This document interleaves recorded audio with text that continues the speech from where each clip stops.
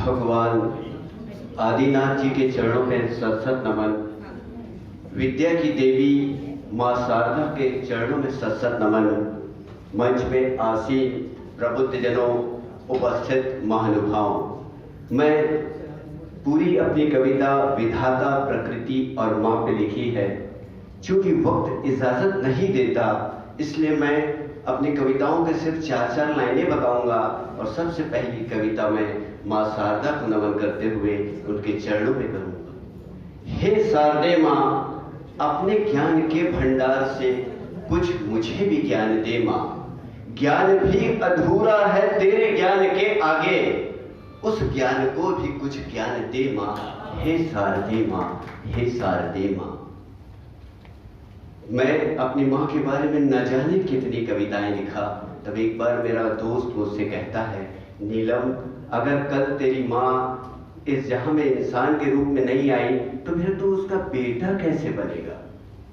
तब मैंने कहा, कोई जरूरी नहीं है कि माँ का रिश्ता इंसान का हो तभी बेटे का हो। तो मेरे मन के जो भाव थे वो कुछ यूं है। माँ, मैं हर जन्म में तेरा बेटा बनूंगा। माँ, मैं हर जन्म में तेरा बेटा बनूंगा।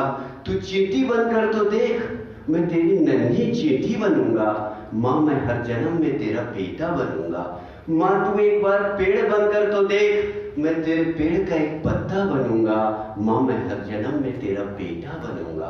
माँ, मैं हर जन्म में तेरा बेटा बनूंगा। पेड़ को आप देखते हैं तो आप क्या सोचते हैं मैं नहीं जानता, लेकिन कोरोना काल में तो बताया होगा कि पेड़ होता क्या है और पेड़ की दर्द और पेड़ से मेरी जो मोहब्बत है उसको बयां करती बस 2 लाइनें मैं कहना चाहता हूँ। ऐ पेड़ तेरा मेरा रिश्ता क्या है। ऐ पेड़ तेरा मेरा रिश्ता क्या है। तू मुझे भाता क्यों है, तेरा हरा रंग मुझे लुभाता क्यों है। काश मैं तेरे पेड़ का एक पत्ता होता तो इस जहां में सबसे सुंदर होता, तो इस जहां में सबसे सुंदर होता। हमारा पूरा जैन दर्शन भाव प्रधान है, तो हमारे जो इंसान के जो भाव खत्म हो गए, हमारी इंसानियत जो मर गई है, उसको बयां करती ये कविता है। और हम जाने कि हमें इंसानियत क्यों होनी चाहिए। मैं जग रहा, पहले गांव में एक एक्सीडेंट होता था तो पूरे लोग उसे देखने चले जाते थे, और आज जब एक्सीडेंट होता है तो क्या होता है। शीर्षक है राजा की खरोच। दुर्घटना में एक इंसान कुचला गया। दुर्घटना में एक इंसान कुचला गया। भीड़ देखते रही, इंसान मर गया, भीड़ चली गई। मरने वाला कोई राजा तो नहीं था जो उसकी चीख मौका परस्त लोगों को कोठे में घुंघरू के बीच सुनाई दे जाती। ये लोभियों का बाजार है, या हर चीज बिकती है। रंग के चीख के आगे राजा की खरोच दिखती है, राजा की खरोच दिखती है। आपने और हमने देखा है, हमने रिश्ता बनाने में पूरा जीवन लगा देते हैं और हमें मिलता क्या है। तो हमें रिश्ता किससे बनाना चाहिए। बहुत बड़ी कविता है, सिर्फ 4 लाइनें कहूंगा। रिश्ता हम बनाने में जीवन लगाते हैं, रिश्ता हम बनाने में जीवन लगाते हैं। रिश्तेदार कल काम आएंगे। रिश्ता हम बनाने में जीवन लगाते हैं, रिश्तेदार कल काम आएंगे। वक्त की धूप ने जीवन की चमक को धुंधला क्या किया।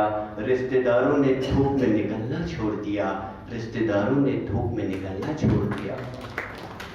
लास्ट लाइन इस कविता की है कि अगर तू रिश्ता बनाना चाहता है तो भारत माँ से रिश्ता बना, जो धूप में आएगी और अपने साथ छांव भी लाएगी, और अपने साथ छांव भी लाएगी।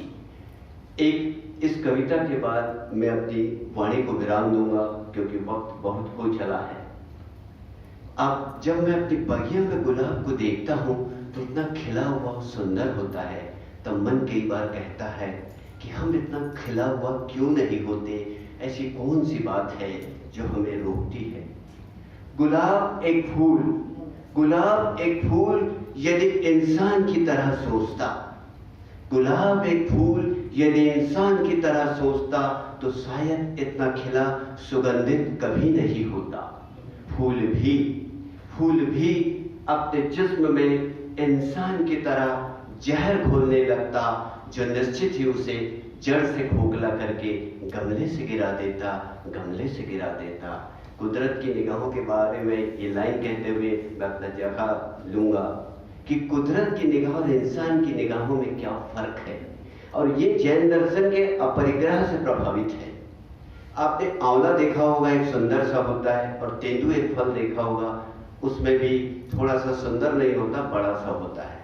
तो आंवला और तेंदू दोनों को कुदरत ने विटामिन सी से संवारा है। आंवला और तेंदू दोनों को कुदरत ने विटामिन सी से संवारा है, किंतु आंवला को सुंदर बनाया है तेंदू से। आंवला को देखा होगा, बहुत सुंदर होता है, किंतु आंवला को सुंदर बनाया है तेंदू से।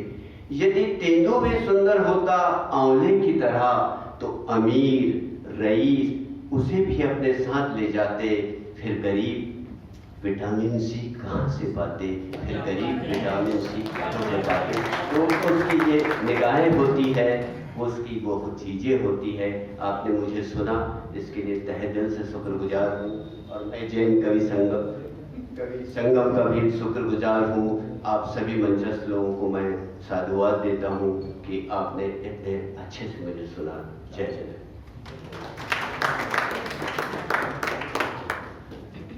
धन्यवाद सर।